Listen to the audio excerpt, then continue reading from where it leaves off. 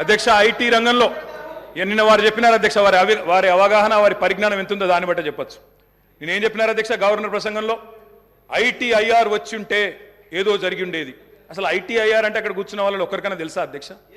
అసలు అది ఏందో తెలియదు అధ్యక్ష. నేను అడుగుతా ఉన్నా, ఇన్ఫర్మేషన్ టెక్నాలజీ ఇన్వెస్ట్మెంట్ రీజన్ ఏం చెప్పిన అధ్యక్ష? అందులో ఇన్ఫర్మేషన్ టెక్నాలజీ ఇన్వెస్ట్మెంట్ రీజన్ ప్రపోజల్లో 2013లో ఆనాడు యూపీఏ ప్రభుత్వం పెట్టినప్పుడు ఏం చెప్పారు అధ్యక్ష? అందులో ఐటీఐఆర్ అనేది కనుక వస్తే 2035వ సంవత్సరం కల్లా 2035 అంటే ఇంకా 11 ఏళ్ల తర్వాత 12 ఏళ్ల తర్వాత మనం అంటే ఉమ్మడి ఆంధ్రప్రదేశ్, ఆ రోజు ఇంకా తెలంగాణ అన్న మాట లేదు, 2013లో ఉమ్మడి ఆంధ్రప్రదేశ్గా మనం 2,09,000 కోట్ల ఎగుమతులకు చేరుకుంటాం 2035 కల్లా అని చెప్పారు ఐటీఐఆర్ ప్రపోజల్లో.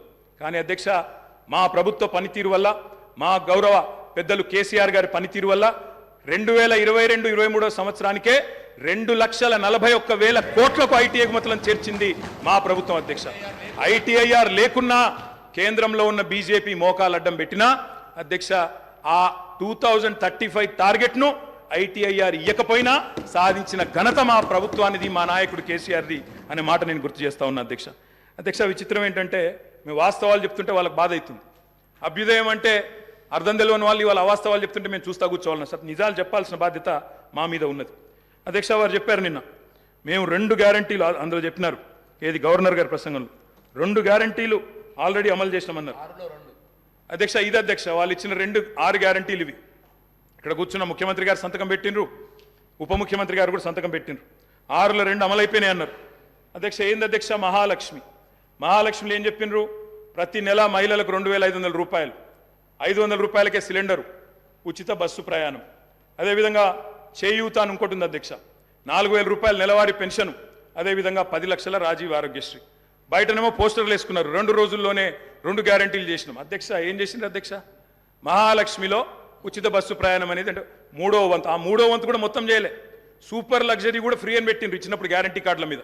ఇచ్చింది మాత్రం ఈరోజు పల్లె వెలుగు, సిటీ బస్సులు, ఆర్డినరీ బస్సులు, ఎక్స్ప్రెస్ బస్సులు తప్ప లగ్జరీ లేదు, గరుడ లేదు అధ్యక్ష. ఇంకోటి మరి నేను అడుగుతా ఉన్న, రాష్ట్రంలోని మహిళలందరి తరపున ఎవరైతే మీకు ఓటేసినారో వారందరి తరపున, ఓటు వేయని వారి తరపున కూడా అధ్యక్ష ఈ 2,500 రూపాయలు మహిళలకు ఇచ్చే కార్యక్రమం, రాష్ట్రంలోని మహాలక్ష్మి కార్యక్రమం 1,500,000 ఆడబిడ్డలు ఎదురు చూస్తూ ఉన్నారు.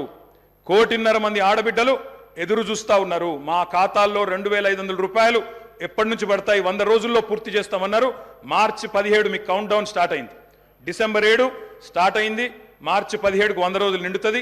ఆ 100 రోజుల లోపల 1,500,000 మంది మహిళల ఖాతాల్లో 2,500 వేస్తారా అయ్యారా?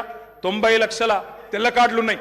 90 లక్షల తెల్ల కార్డులకు మరి సిలిండర్ ఇస్తారా అయ్యారా? చూస్తాం అధ్యక్ష.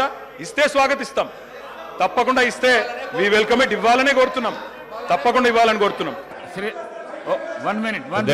శ్రీధర్ బాబు గారు, నేను గౌరవ మంత్రి ప్లీజ్ సార్, గౌరవ మాజీ మంత్రి గారికి, ఎందుకంటే వారికి కూడా శాసనసభ వ్యవహారాలకు సంబంధించిన మంత్రి గారు, ఈ డిస్కషన్కి సంబంధించి, ఈ చర్చకు సంబంధించి ఇంతకుముందు గౌరవ ముఖ్యమంత్రి గారు చెప్పినట్టు చర్చకు, ఈ విధమైన లఘు చర్చకు మనము మీరు అనుమతిస్తే రేపు కానీ ఎల్లుండి కానీ ఆవలెల్లుండి కానీ మనం బయలుపెడతాం అధ్యక్ష.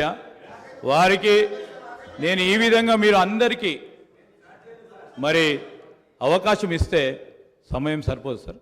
నేను గౌరవ ప్రతిపక్ష సభ్యులను కూడా కోరుతా ఉన్నాను, గవర్నర్ ప్రసంగాన్పై ధన్యవాద తీర్మానం విషయంలో స్పష్టంగా మీరు చెప్పే అనేక అంశాల విషయంలో 50 సంవత్సరాల చరిత్ర గురించి కానీ చెప్పండి. మీరు 10 సంవత్సరాల కాలం పాటు, నేను దాంట్లో 5 సంవత్సరాలు ఉన్నాను, అదే చెప్తూ వచ్చారు. ప్రజలు అందరూ కూడా వింటూ వచ్చారు. ఆఖరుకు తీర్పు ఏ విధంగా ఇచ్చారో ఇప్పటికైనా మీరు దయచేసి రియలైజ్ కావాలని కోరుతా ఉన్నారు. ఇందిరమ్మ రాజ్యం రావాలే, పెద్దలు కేటీఆర్ గారు చెప్పారు ఇందిరమ్మ రాజ్యం అంటే ఏ విధంగా ఉంటుందని. సరే, ప్రజలందరికీ తెలిసి ఈరోజు అందరూ కూడా చదువుకున్నవారు, అందరూ కూడా అవగాహన ఉన్న వ్యక్తులు. అయినా కానీ ఇందిరమ్మ రాజ్యంలోనే సామాజిక న్యాయం జరిగింది, ఇందిరమ్మ రాజ్యంలోనే పేదవారికి న్యాయం జరిగింది, ఇందిరమ్మ రాజ్యంలోనే ఇల్లు వచ్చినాయి, ఇందిరమ్మ రాజ్యంలోనే భూములు వచ్చినాయి, ఇందిరమ్మ రాజ్యంలోనే పోడు భూములు వచ్చినాయి.